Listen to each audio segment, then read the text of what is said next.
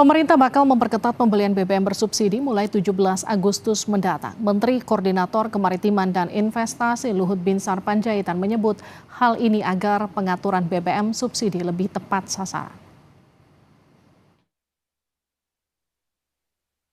Menko Bidang Kemaritiman dan Investasi Luhut Binsar Panjaitan mengklaim pemerintah bakal memperketat ketentuan pembelian BBM subsidi mulai 17 Agustus 2024. Hal ini dilakukan agar penyaluran BBM subsidi tepat sasaran serta sebagai upaya menghemat anggaran negara. Nah, ini sekarang lagi diproses dikerjakan oleh Pertamina. Nah, kalau ini semua berjalan dengan baik, itu dari situ saya kira kita bisa menghemat lagi dan juga pemberian subsidi yang tidak pada tempatnya. Itu sekarang Pertamina sedang menyiapkan. Kita berharap 17 Agustus ini kita sudah bisa mulai di mana orang yang tidak berhak dapat subsidi itu akan bisa kita kurangin. Kemudian masalah penggunaan bensin. Kita kan sekarang berencana ini mau mendorong segera bioetanol masuk menggantikan bensin supaya polusi udara ini juga bisa dikurangin cepat karena Tiap tahun, pemerintah menganggarkan subsidi untuk kebutuhan BBM. Di 2021, anggaran subsidi BBM dan LPG sebesar 56,9 triliun rupiah. Di tahun berikutnya naik lebih dari 2 kali lipat sebesar 149,4 triliun. Di tahun 2023, anggaran turun menjadi 138 triliun dan kembali turun di 2024 sebesar 113,3 triliun rupiah. Guna memuluskan pembatasan BBM, pemerintah saat ini masih merevisi Peraturan Presiden Nomor 191 Tahun 2014 menyangkut jenis kendaraan yang diperbolehkan mengonsumsi Pertalite. Nantinya kriteria kendaraan yang boleh mengkonsumsi Pertalite akan diatur berdasarkan cc kendaraan.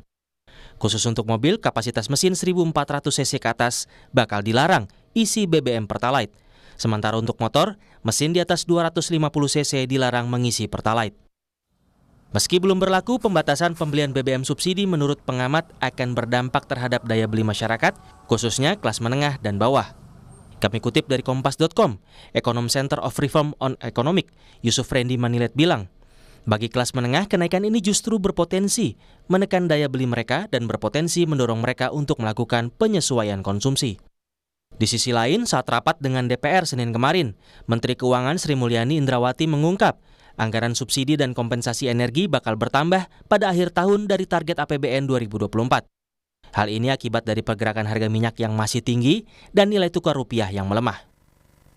Subsidi energi dalam hal ini diperkirakan akan mengalami kenaikan dengan beberapa parameter perubahan yang tadi telah disampaikan, harga minyak maupun dari sisi lifting dan juga dari sisi nilai tukar.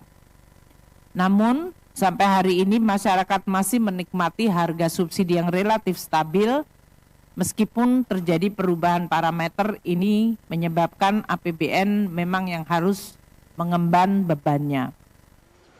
Pemerintah berharap dengan memperketat ketentuan pembelian BBM subsidi akan membantu penghematan anggaran, sebab beban pemerintah saat ini kian bertambah dengan adanya proyek strategis nasional Ibu Kota Nusantara atau IKN.